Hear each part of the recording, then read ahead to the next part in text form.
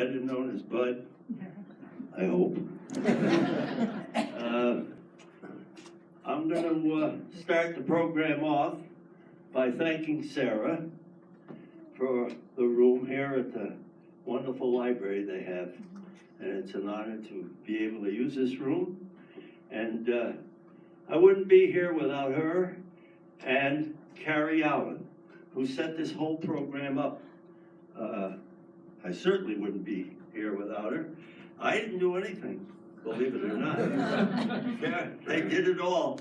So if there's any blame, then I don't have to take it. No, they did a lot of work for me, and they knew I was a little nervous, and they made me relax a lot better.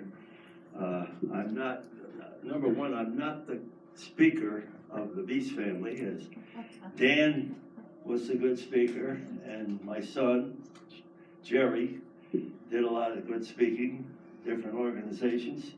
And I sat back like you people and listened. And they did a good job. But I just wanted to let you know that if I dribble a little or drop the ball a little, you'll know why I'm not the speaker that they were. So I'll start the program. The picture you're watching is in front of where I lived at one time on Leffingwell Road with the carport. A lot of people know that building. And that picture there was taken a diploma across my heart. A lot of people didn't believe I made that. But I did, really. That's the diploma, a real one. It was a graduation from the Pearson School, which is quite amazing having graduations. It was a full 8th grade school at the time. So I did graduate, and there will be another picture of that. I hope it's not quite as bad as that one there. But if you want to go ahead and push the next one, oh man, this is how it started.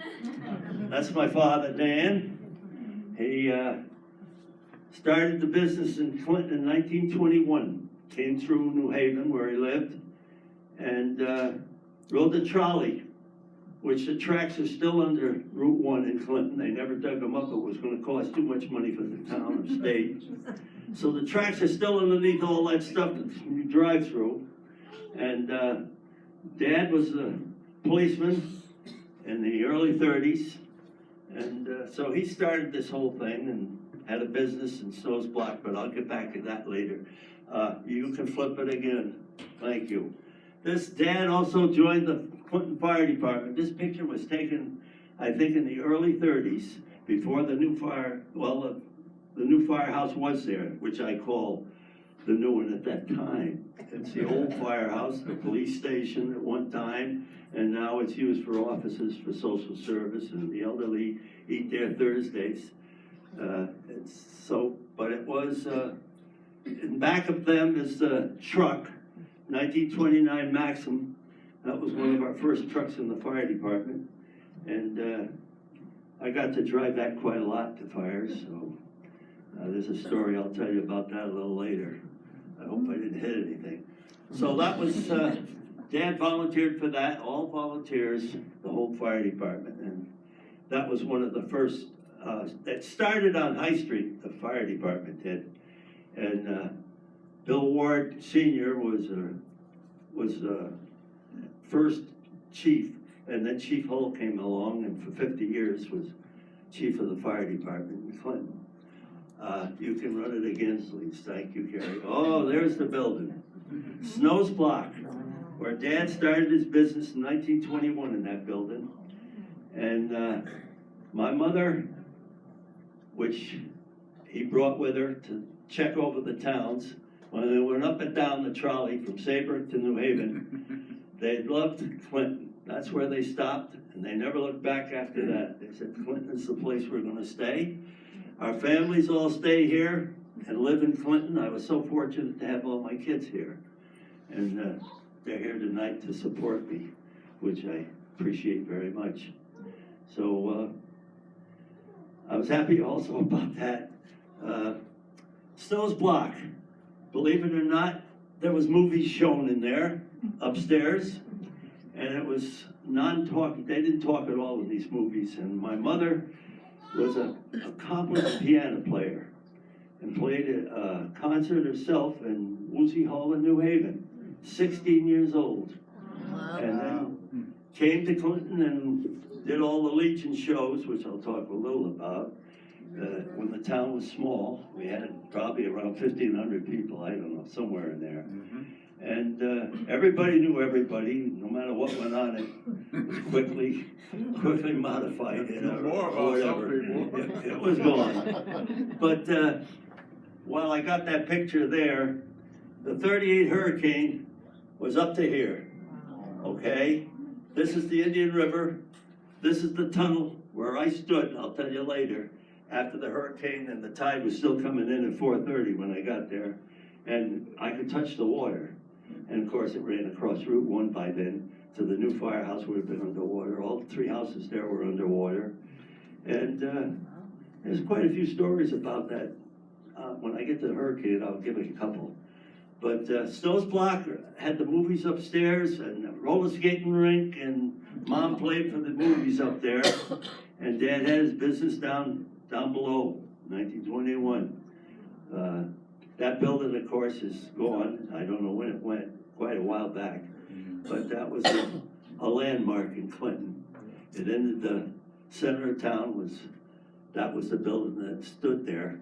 And they had a little of everything in that building. And by the way, underneath there were flagstones holding this whole thing up in the river itself, this side of the building. And it withstood the 38 hurricane, which a lot of buildings didn't in the town. So it was quite a thing to see. Okay, flip another one. Oh, here we are. Now this tree here, that's upside over, this is Route 81, which I call High Street in Clinton. And that tree is in front of a teacher's house named Donnie Hanson. So that's where we lived 2 houses further from that. We took the pictures, and you'll see a tree laying down, probably can't see it too well, but in front of Morris Austin's house, between Joe Waters and Morris Austin's house, which I'll tell you what happened to me. The hurricane started about, well, it didn't really start, really. It started raining and a little wind at 10 o'clock in the morning because I was in Pearson School in the 2nd grade. And we had a little teacher, but boy, could she yell. And strict. I'll tell you something about that a little later, but she got on and rung the bell and started yelling, "I'm dismissing all children. There's a big hurricane coming." I said, "Like, hurricane? What the devil is that? Never heard of a hurricane." And then she described it as a terrible big storm with lots of wind and rain. And I shrugged it off. I said, "Well, I'm going home anyway." She said, "Now I want all of you to go home. Stay home in your house because this storm is very dangerous." That's all she had to say to me. I took that advice like, I don't know what. I thought it was great walking the streets, High Street, walking all the way down, and the wind and the rain, and my face facing the east, until I got to about 1:30, 2 o'clock. And I got to, there was a fence between Mr. Austin's house, which was up a couple more from Donnie Hanson's, and Joe Waters' house. There was this fence there, and I'm hanging on the fence, facing the Indian River, which was an ocean. There were waves just like an ocean, white caps, you couldn't see anything but water. And it flooded everything on High Street behind the houses, not High Street itself. But I stood there, and the rain was coming down pretty hard, and I licked my lips and I said, "Oh, for heaven's sakes, that tastes like salt." Well, it was. The wind was blowing those white caps all the way up to 81, or High Street, and the salt water was coming off those white caps, hitting me in the face. And that wasn't the only thing that hit me in the face. There was a couple of limbs flew by me. I said, "Oh, I'm in trouble here. This fence. I hope this fence holds out." Well, I'll bet you the winds were probably about 75 to 100 miles an hour then, and I couldn't move. I was stuck on that fence, And all of a sudden, my feet started to go up in the air. I said, something's wrong here. The tree was pulling the sidewalk right up. So Morris Austin come out of his house with a rope, tied himself in the pole, tied it around me, and let's get in the house. And that's where I spent the hurricane, in his house. But he saved, I figure he saved my life. I wouldn't be here tonight if it wasn't for him and doing that. I couldn't leave that fence. Luckily, the fence was strong enough to hold me. But I'll never forget the scene looking into that river, the Indian River, and back of those houses. It was just an ocean. The waves must have been 2 or 3 feet high, and the white caps were coming right off the foam, coming right at me. And I tasted a lot of salt water before I got into that house. But I got in there and stayed there until the storm was over. It ended about 4:30, and I left, and I still wanted more trouble, so I walked down the underpass. I wanted to see the town and run down to where Snow's Block was to see if it was still there, which it was. But I remember standing at the bridge that you ride over there, that the water goes through there to the Indian River, through Route 1 underneath it there. And I remember standing right there at that side where Snow's Block was, and I could touch the water. There was a big whirlpool with the water going through to get under the road. And I thought that was great, standing there watching that. Of course, looking out where Indian Drive was, where the development off Commerce Street, that was all underwater. They had a golf course there, 9-hole golf course. And that Mets was out in the swampy area where they had to drive from. That was gone. It was nowhere to be seen. All we could see was the houses coming that left Cedar Island over to Waterside Lane. A couple of them, the forks and knives and everything were right on the thing. I'll get to you, Lori. Said it's 5. Huh? 5 houses went? Yeah. Lenny was down the dock. He's going to tell you a little about that through the storm. So that was quite a venture. Watching a little rowboat come up, and it must have got away from its mooring there, and it was floating toward that thing, toward the whirlpool. I said, this ought to be something. The thing was whirling around, and all of a sudden the nose of the boat went down, and it was going. So I didn't have boots, shoes like this and everything, water up to my knees, ran across the street, and waiting for the boat to come out to see it. Well, I think the biggest board was a 2x4. It was that. The boat was completely demolished. And that shows you the power of water, which I didn't respect and I should have. So that was more or less the hurricane of 38, as the water was just, and the wind, the trees down. And we didn't have water in our house for our lights for 30 days. Because I carried water up to the 4 apartments to fill the toilets tanks, and I told them just 1 flush a day, because I'm not carrying these things to 4 apartments every day. Once was enough, but everybody was good about it.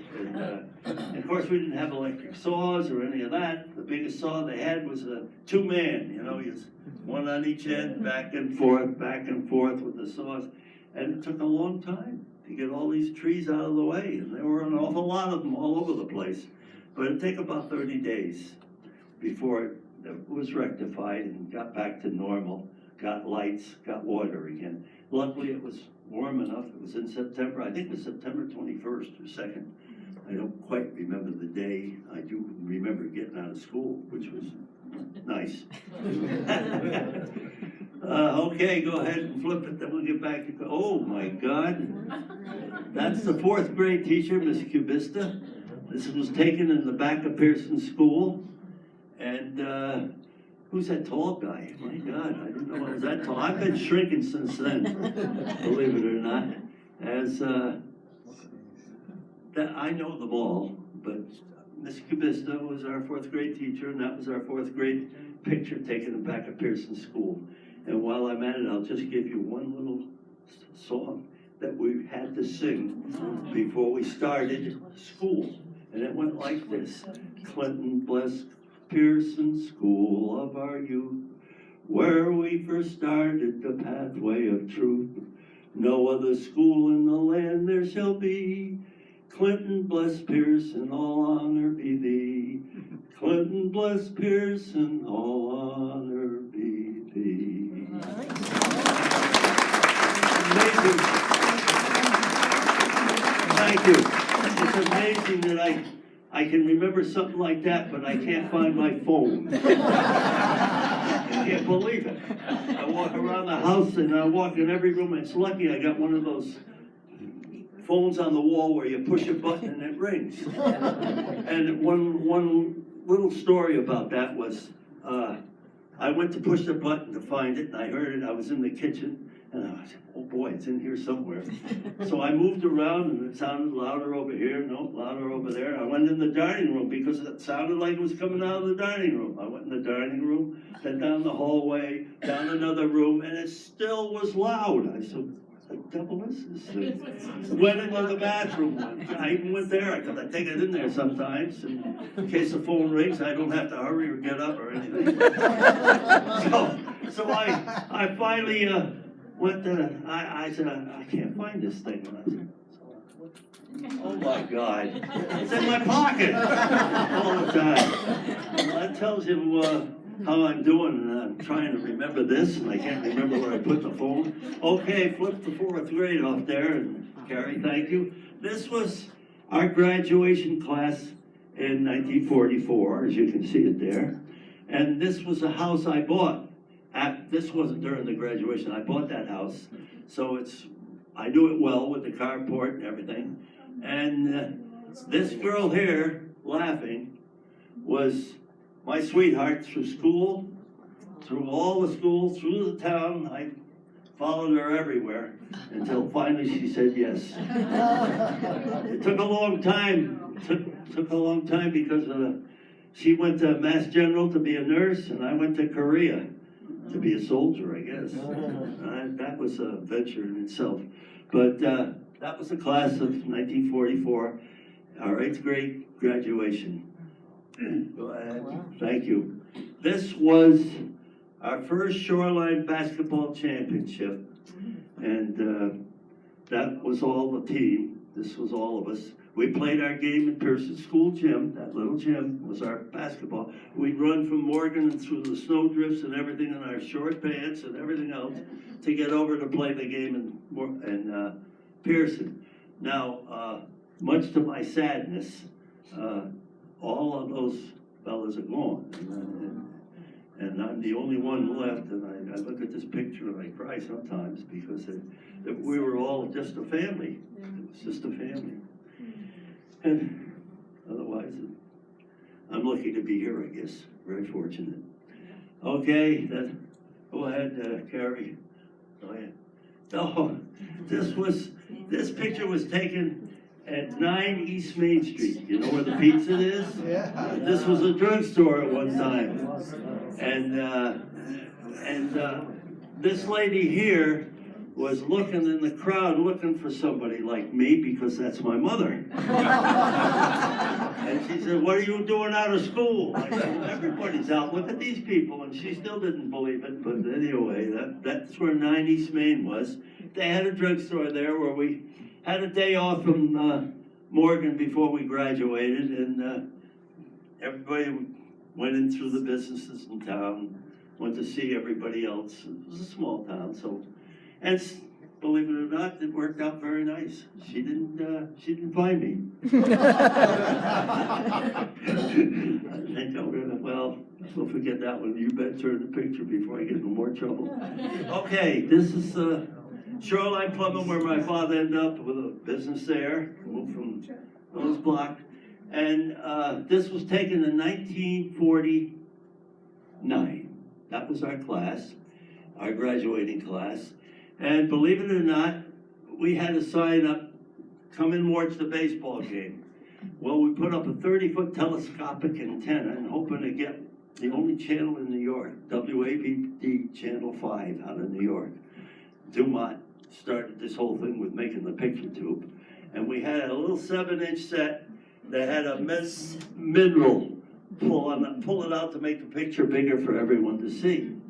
And it was really something because we didn't know whether we were going to get a signal that night or not. We didn't know. We just planned atmospheric conditions had to be just right to get the signal and see the game. But it worked out all right. And so that was all of us at this picture.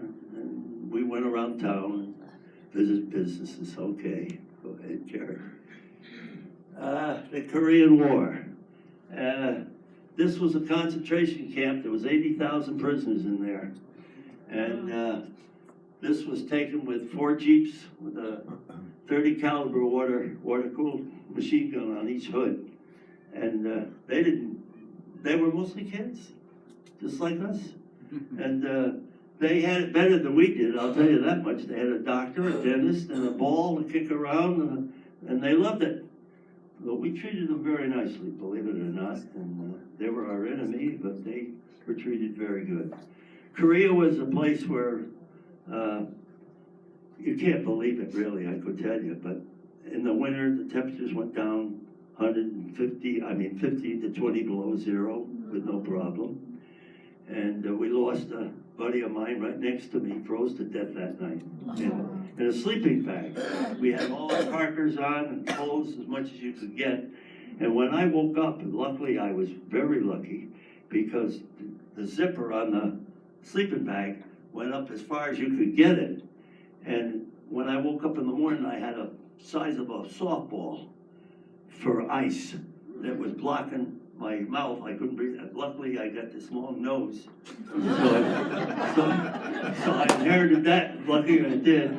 So I could breathing through that, but it took a while to hammer the ice off and get out of there. But we did lose my buddy next to me, and it's a shame, but it happened. In the summertime, it was just the opposite. It was 110, 115 degrees. In the spring, you walk through mud. There were no roads. There were no cars. There were nothing there at Korea. And now I got a free pass, if I ever get it, from North Carolina, paid for by the government of Korea, which said anybody who fought over there can come back on 99 guys fly out of North Carolina each week. So I got a chance of making it. I'm going to take it if I didn't. It's free, and we live in a 5-star hotel. I want to see what Korea really looks like. We built it up to where, it's better than what we have here, everything. New roads, new buildings, new everything, all built up by us. But it was a democracy, which was supposed to be, and that's the way I left it. I went there in 51 and left in 53, and thank the good Lord I got out of there, okay. It wasn't declared a war until it was I can't even describe it. Congress finally passed it as a war after we lost 50,000 men. So it became a war. I was in company H, heavy weapons, and I ran wire from phone to the valley that we were guarding on 770, and they were taking pop shots at me. Luckily, they couldn't shoot straight. That's why I'm here. Okay, that's enough about Korea. Go ahead, Carrie, please. Okay, that's Mother's Day fire. I don't remember the date. Maybe Gary Scow was back there. Maybe he'll know more about it. I drove the truck to this fire. Truck 4, 594, 954. I drove it to where the fire wasn't like that when I got there. But we only had a 6-inch main to work with for the whole area in Hammock Road down Clinton Beach. And when I got there, we took the hose, hooked it to the hydrant, and started putting water. But that's what happened. The tank blew. I guess they had the gas tanks in near the house, and that popped. Those 2 houses that were there went in 20 minutes. The fire was so hot that when I went to stand by the truck, I looked up on the roof, and the red light on top of the roof of my truck was melting. So I got in the truck, like a dummy and grabbed the wheel with my hands and got a good burn out of that. So I put gloves on. Tried to back the truck up to get it away from of course the hose was still hooked to it, but I had enough room to back it up a little ways to get out of the fire. But that was amazing. And another part of that was my son Jerry decided to leave the backyard while Mother's Day party was going on, and he saw the smoke, so he started to follow it. And he walked quite a distance. I think he got to the dock finally. And my wife called the dispatcher and said, Jerry's missing. I said, well, that's great, but we found him. And a couple of people caught him down by the dock and brought him back to Palmer Terrace where we were living at that time. So he had quite an adventure. I don't think he remembers that, but he was only a little boy then.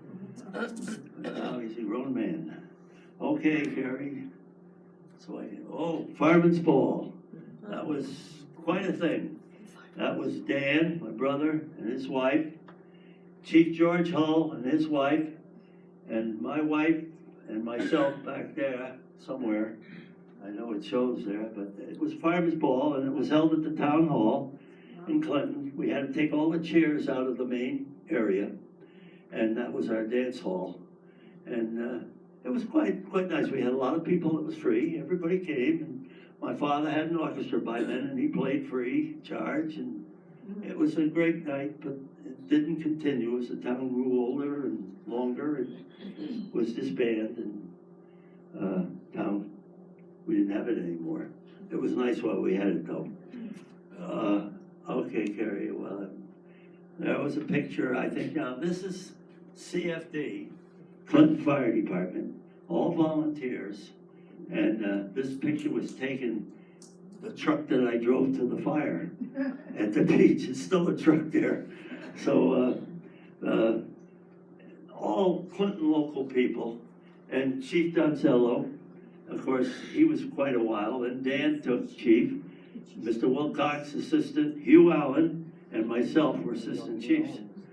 So it was quite an adventure then. And the department grew as Dan got a hold of Mr. Sturge Redfield, and the new firehouse was built with Sturge Redfield. What a gentleman he was. Donated the firehouse to Clinton, the one that's there now. There have been additions to it, and it's equipped. One of the best firehouses in the state, as far as I'm concerned, and so are the men. On their ambulance side of the firehouse, they had something like 1,500 calls last year. Probably more than that even. I'm not up to date on that one, but the last I knew was 1,500 emergency calls. There are EMTs, they had to go to school to learn all this, all volunteer. And so first ambulance we had was a Cadillac, and Oscar, Hugh Allen, myself had a picture taken with the first one we had, and him and I ended up driving that thing more than you can think of. But we were so close to it, and so that picture was taken probably in the early 70s, and that was the old building. There you can see 1931 it was built, and that was moved from, oh boy, just quit on me. I'm talking too much here, that's let me go to the auxiliary here, there we go. Got it back again, how about that? My luck's changing. I was a nervous wreck here first, but now I'm relaxed a little better. Due to a wonderful audience, I'll tell you. You're a great audience, thank you. Go ahead and flip it, Carrie, again. This was our communications meeting.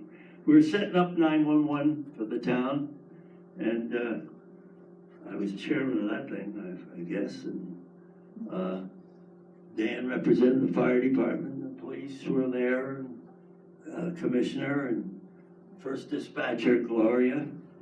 Charlie Palmer was a citizen of the town, and Gary Stevens. So we had quite a meeting setting that up and getting our dispatcher in the white building next to the firehouse was our dispatching. for police and fire that was set up with 911 there to start with. And now, of course, it's really tied in very nicely. We just had what they call plectrons at the time, and they'd set a tone out and tell us where the fire was. That was better than when I started in the fire department. We went down and run Cheeseboro Ponds, or Ponds at the time. The big building there next to the tracks is vacant now, and you'd ring it, and she had a board there that she received calls there for the call for the fire that was happening. And when I went down there, I pushed the door open and rung the ring, and she said, I said, where is it? And she gave me the right address and what type of fire it was. And so I wrote it on the board so the firemen that came to the firehouse would know where it was. And I took off and took care of the fire, whatever it was. That's how it operated in those days. But things got better, of course, as we progressed.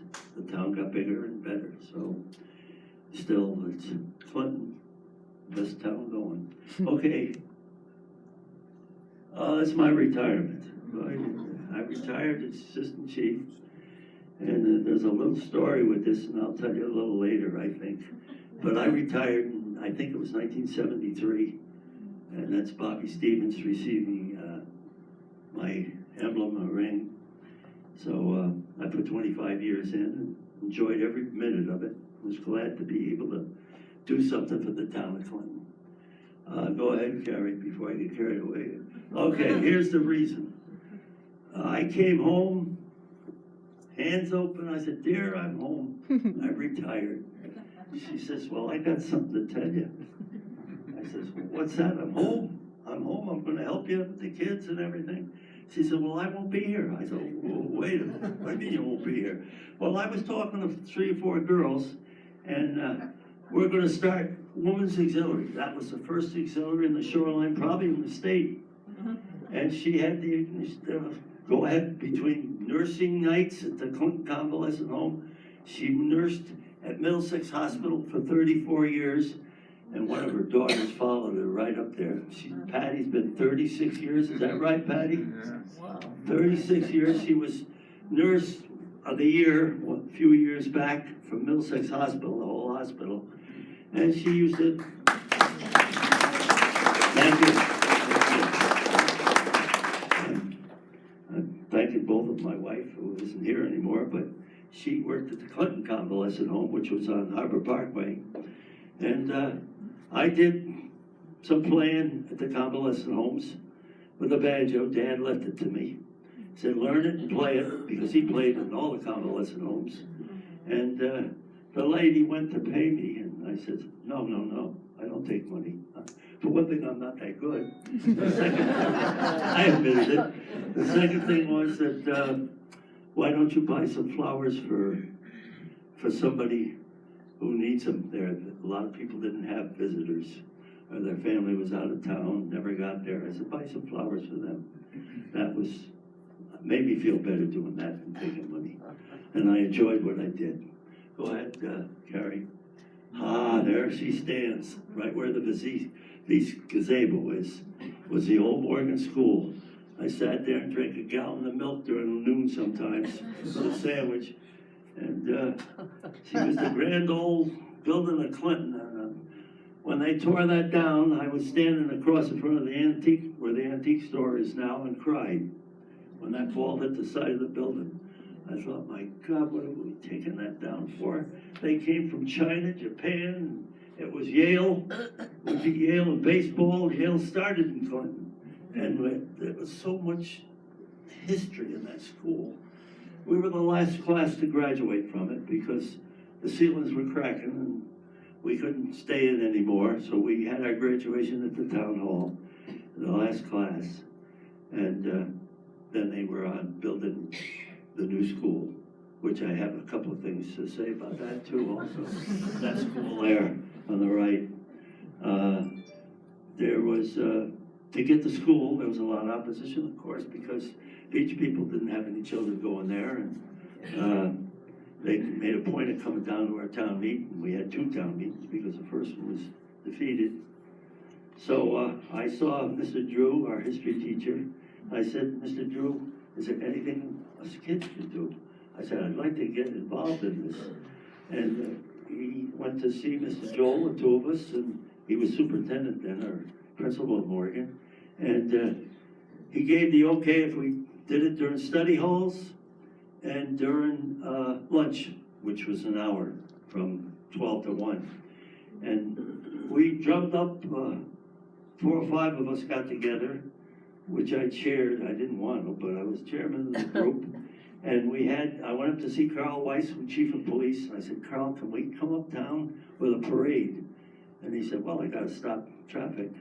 I said, well, what do you gotta do to do that? I said, I don't know. He said, but I'll stop it. So he says, when's your parade? We gave him the date, and we paraded the Morgan banner and went through town. Businesses were closing and joining the parade. All the school was let out with us for lunch, and we marched up to the square and back to Morgan. And I felt we had a little to do with it because we delivered all the Clinton Recorders, which was our local paper at the time, probably the only one on the Shoreline at that time. And they ordered 1,000 papers, which one of the people in Clinton that opposed the school bought them all. And so I told my father, I said, we have no papers. And he said, well, he puts that in a Clinton Recorder for Shoreline Plumbing. And he said, come on, we're going to Guilford where they were made, the papers were put out. And we talked to the gentleman over there, and he said, I'll tell you what I'll do. I'll make 2,000, I won't charge a penny for them. So he made 2,000 papers, and our job was to take them down during lunch, run to every house we could, and leave a paper. Because Mr. Fletcher wrote a beautiful poem about that school. And if you get a chance in the library sometime, they must have that poem. We have it hanging in our, Jerry has it in his office at the business. Beautiful poem we wrote about that school and the town. And so we got the new school. We got that school. I got to see it when it started, and I got to see it completed when I got back from Korea. My wife went to Mass General to learn her nursing, and I came back from Korea. We got hitched and got married and had 5 kids. Whoa. So we stayed active, I guess. So things went along all right.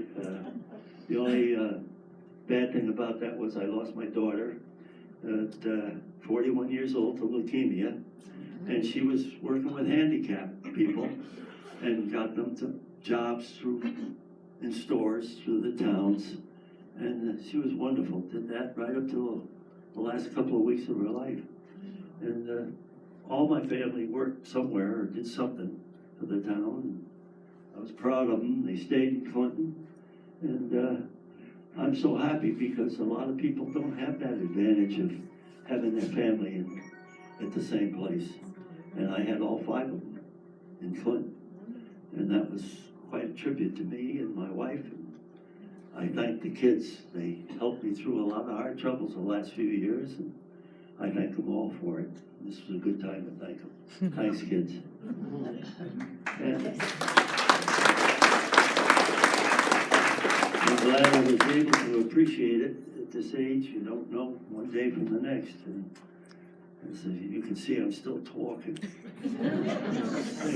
I was so nervous with this. The last 2 days, I didn't even sleep. I said, I'll never get through this. Now I can't shut up. Go ahead, Carrie, move to the next one. That was our 100th anniversary. I was honorary fireman for the parade, marshal. Dan was going to be that. Dan passed away just before the parade, and he planned a lot of that parade routes and everything. And Chief Bob, and boy, I'll tell you, see my mind, how it's going. Voss and his wife Sandy, he was chief of the fire department at that time, and he asked me if I would replace Dan as marshal of the parade, and I was honored, so honored to do that for Dan and the fire department in the town. So that's just me waving to everybody in the old truck that I drove when I first got in the fire department. The fires are Maxim 1929. And they usually don't hold anniversaries like this in a small town, but it was held in Clinton. I'll tell you, no other town held it like that. Go ahead, Carrie, the next one.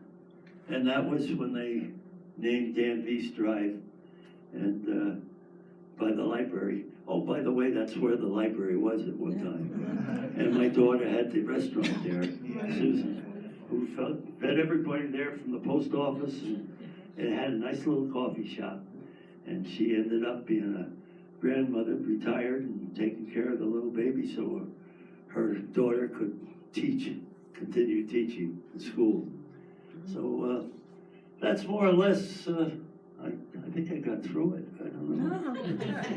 I hope I'll take some questions. I know Lenny Walters wants to say a few words. No, he was one of the people that went through the 38 hurricane and was down the dock at the time. And he's got a picture up here of the 1954 hurricane, and that was a baby compared to the 38, and the destruction that hurricane did was quite a thing. The water went up to Commerce Street and Shell Road in 1954. So it was quite a hurricane. And but that 38 was the monster of all. And really, you don't want to see that come again. No hurricanes, please. The destruction now, the way the town is built, and all the boats that are out there. And a lot of people didn't know about hurricanes like I did, hanging onto a fence. I don't believe I did that. Of course, what happened was she said, make sure you go home and stay there. That was a cue. I was rambunctious, all right. So I'll take questions, and I'll be glad to try to answer them. Anybody that has a question? Yes? How was the decision made to tear down the old Morgan School, given that it was such an incredible historical structure? I cried for that. Money. They said it was going to cost too much to fix it. And of course, I said, I don't care how much it costs. Don't tear that building down. Was there any opposition? Yes, there was. But